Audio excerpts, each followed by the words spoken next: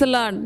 క్రీస్తు నందు అత్యంత ప్రియమైనటువంటి దేవుని బిడ్డలారా, ప్రభు అయినటువంటి యేసుక్రీస్తు నామమున మీ అందరికీ కూడా మా యొక్క ప్రత్యేకమైనటువంటి శుభాలు వందనాలు తెలియజేస్తా ఉన్నాను. బిడ్డలారా, ఈ దిన వాగ్దానం అనేటువంటి ఈ ఆధ్యాత్మికమైనటువంటి కార్యక్రమానికి ప్రేమతో ఆహ్వానిస్తూ ఉన్నాను.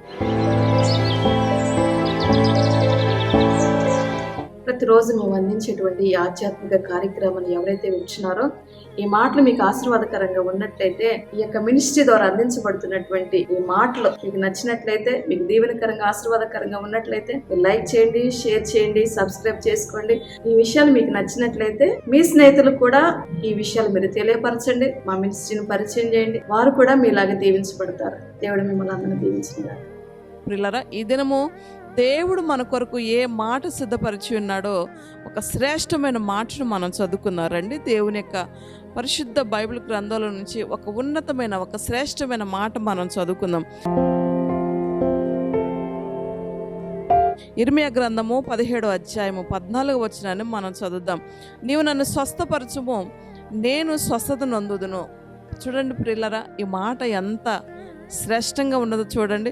ఈరోజు ఎంతోమంది డాక్టర్లను ఆశ్రయించావేమో, ఎంతోమంది దగ్గరికి వెళ్ళి నీ సమస్య గురించి, నీ రోగం గురించి, నీ బలహీనత గురించి, మరి ఏ వ్యాధితో ఉన్నావో, ఏ బలహీనతతో ఉన్నావో, ఏ రుగ్మతతో ఉన్నావో, ఏ అనారోగ్యంతో ఉన్నావో, ఎంతమంది డాక్టర్స్ దగ్గరికి వెళ్ళి నువ్వు సలహాలు అడిగావో, ఎంతమంది నువ్వు కలిసావో, ఎన్ని మందులు వాడావో, ఎంతమంది వైద్యులను సంప్రదించావో, ఒకవేళ నువ్వు విసిగి వేసారిపోయినటువంటి జీవితంతో నువ్వు ఉన్నట్లయితే, మరి నేను ఈ రోగంతోనే చనిపోతానేమో, ఈ వ్యాధితోనే నేను చనిపోతానేమో, మరి ఈ బలహీనతతో నేను మరణిస్తానేమో, మరి ఈ రోగం నన్ను విడిచిపెట్టదు, ఈ బలహీనత నన్ను విడిచిపెట్టదు, ఈ రోగం వల్ల నేను కృషించిపోతున్నాను, ఈ వ్యాధి వల్ల నేను నశించిపోతున్నాను, నా శరీరం అంతా కూడా క్షీణించిపోతుందని చెప్పి ఒకవేళ బలహీనమైనటువంటి పరిస్థితుల్లో ఉండి మాటలు వింటూ ఉన్నావేమో దేవుని బిడ్డలారా. ఎన్నో మందులు వాడి విసిగి వేసారిపోయినటువంటి పరిస్థితుల్లో ఉండి ధైర్యం లేనివాడిగా, మరి ధైర్యం లేనటువంటి వ్యక్తిగా, నిబ్బరమైనటువంటి మనసు లేనివాడిగా పరిస్థితుల్లో ఉండి ఒకవేళ నీ మాటలు వింటున్నావేమో. బిడ్డలారా, ఆయన అంటున్నాడు, నీవు నన్ను స్వస్థపరచుము, నేను బాగుపడేదను అని అంటున్నాడు అనమాట. ప్రియులారా, ఆయన నిన్ను స్వస్థపరిచేవాడు, ఆయన నిన్ను బాగు చేసేవాడు. నీ రోగాల కొరకు, మన రోగముల కొరకు, మన వ్యసనముల కొరకు ఆయన ఏం చేయబడ్డాడు తెలుసా? ఆయన గాయాలు పొందాడు. ఆయన వ్యసనాక్రాంతుడుగాను, తృణీకరించబడిన వాడుగాను, మనుషుల వలన మరి బాధ నొందిన వాడుగాను, ఇవన్నీ కూడా ఆయన మన కొరకు మరణించాడు. ఆయన పొందిన దెబ్బల చేత మనకు స్వస్థత, ఆయన పొందిన గాయాల వలన మనకు స్వస్థత అని చెప్పి వాక్యం మనతో మాట్లాడుతూ ఉంది దేవుని బిడ్డలారా. ఈరోజు ఎంతమంది డాక్టర్లను సంప్రదించి ఒకవేళ విసిగిపోయి వేసారిపోయినటువంటి బలహీనమైనటువంటి వ్యక్తిగా ఉండి ఈరోజు ఈ మాటలు నువ్వు ఎక్కడ కూర్చొని వింటున్నావో, ఏ పరిస్థితిలో ఉండి ఈ మాటలు వింటున్నావో, నువ్వు దేవుని యొక్క మాటను నమ్మినట్లయితే నువ్వు బాగుపడతావు. ఈరోజు ఆయన గాయాల నుండి స్రవించేటువంటి రక్తము ద్వారా మనకు స్వస్థత, ఆయన గాయాల నుండి స్రవించేటువంటి రక్తము ద్వారా మనకు విమోచన, ఆయన గాయాల నుండి స్రవించేటువంటి రక్తం ద్వారా మనకు స్వస్థత, విడుదల కలుగుతూ ఉంది దేవుని బిడ్డలారా.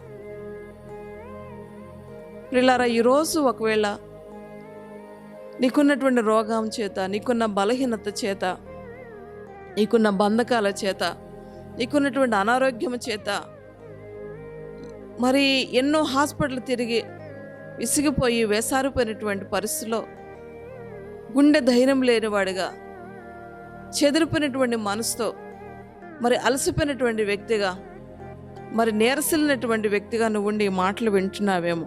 ఆయన అంటున్నాడు, నీవు నన్ను స్వస్థపరచుము, నేను స్వస్థత నొందెదను అంటున్నాడు అనమాట.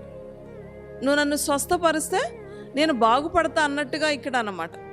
కాబట్టి దేవుడు మనల్ని స్వస్థపరచాలి, దేవుడు మనల్ని బాగు చేయాలి, దేవుడు మనకు ఆరోగ్యాన్ని ఇవ్వాలి, దేవుడే ఆ బాధ నుండి విడిపించాలి, దేవుడే ఆ రోగం నుండి విడిపించాలి, దేవుడే ఆ బలహీనత నుండి విడిపించాలి. అప్పుడు మనం బాగుపడతాం బిడ్డలారా. పరిశుద్ధ బైబిల్ గ్రంథాలు కూడా ఎంతోమంది రోగులను ఆయన స్వస్థపరుస్తూ వచ్చాడు. కుంటి వారికి కాళ్ళు ఇచ్చాడు, మగవారికి మాట ఇచ్చాడు, ఊచ కాలు చేతులు గలవారిని ఆయన స్వస్థపరుస్తూ వచ్చాడు, పక్షవాయువు గలవారిని స్వస్థపరుస్తూ వచ్చాడు, కుష్ఠరోగంతో ఉన్నవారిని బాగు చేస్తూ వచ్చాడు, ఎంతోమంది మరణించిన వారిని సైతం ఆయన బాగు చేస్తూ మరి ఆయన సమాధుల నుంచి లేపినటువంటి వారు ఎంతోమంది ఉన్నారు. ఆ రోజు ఉన్నటువంటి దేవుడు ఈ రోజు కూడా ఉన్నాడు. ఆయన అంటున్నాడు, నిన్న నేడు రేపు నిరంతరము ఏకరీతిగా ఉన్న దేవుడునే నేను, నా మాట నమ్ము అంటున్నాడు అనమాట. ఇంతవరకు వాళ్ళ మాటలు వీళ్ళ మాటలు విని విసిగి వేసారిపోయావేమో, డాక్టర్స్ మాటలు విని విసిగిపోయావేమో, రిపోర్ట్స్ వైపు చూసి రిపోర్ట్స్ను చూస్తూ, నీకున్న రోగాన్ని చూస్తూ, నీకున్న బలహీనతను చూస్తూ, ఇదే రోగంతో నేను చచ్చిపోతానేమో, ఇదే బలహీనతని మరణిస్తానేమో అని చెప్పేసి రాత్రి అనక పగలనక కన్నీరు విడుస్తూ దుఃఖంతో వేదనతో ఏ పరిస్థితుల్లో ఉండి ఈ మాటలను వింటూ ఉన్నావేమో దేవుని బిడ్డలారా. ఆయన అంటున్నాడు, నేను నిన్ను స్వస్థపరిచేదను, నేను బాగు చేస్తానని చెప్పి ఆయన మాటిస్తూ ఉన్నాడు. కనుక ప్రియులారా, దేవుని మాట నమ్ము. దేవుని మాట నమ్మితే నీ జీవితంలో కార్యం చూడగలుగుతావు. దేవుని మాట నమ్మితే నీ బ్రతుకులను కార్యం చూడగలుగుతావు. దేవుని మాట నమ్మితే నీ కుటుంబంలో కార్యం చూడగలవు. ఈరోజు నువ్వెక్కడుండి మాటలు వింటున్నావో, ఒకవేళ నీ ఇంట్లో వరకు ఎవరికి బాగలేదా, అలాంటి వారి కొరకు విశ్వాసంతో నువ్వు ప్రార్థన చేయి. యేసయ్యా, నువ్వు పొందిన దెబ్బల చేత స్వస్థత అని నీ వాక్యం చెప్తూ ఉంది కదా ప్రభా.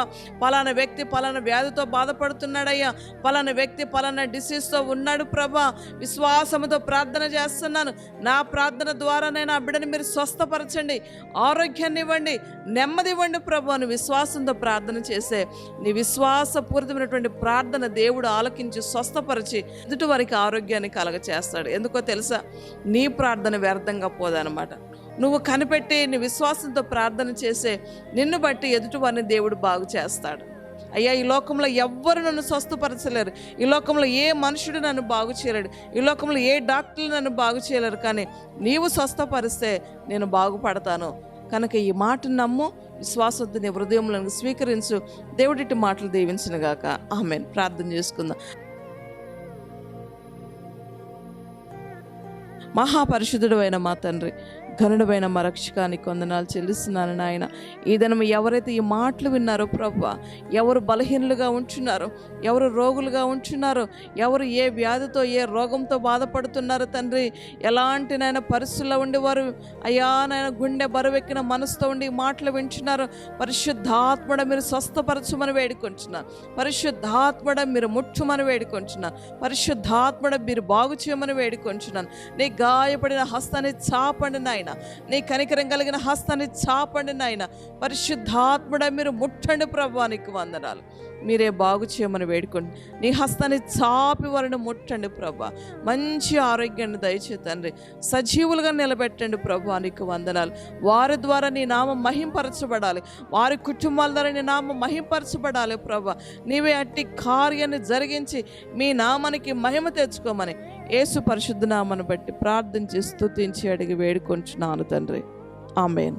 క్రీస్తునందు ప్రియులరా, ఈ దినం ఎవరైతే మ్యారేజ్ డే బర్త్డే చేసుకుంటున్నారో అట్టి వారందరికీ కూడా మరి దేవుడిస్తున్నటువంటి వాగ్దానము ఇది మొదలుకొని నేను మిమ్మల్ని ఆశీర్వదించేదని అంటున్నాడు. కనుక ఈ సంవత్సరం అంతా దేవుడు మిమ్మల్ని కాపాడతాడు. ఆయన కృపా కాపుదల మనందరికీ తోడై ఉండును గాక. ఆమేన్.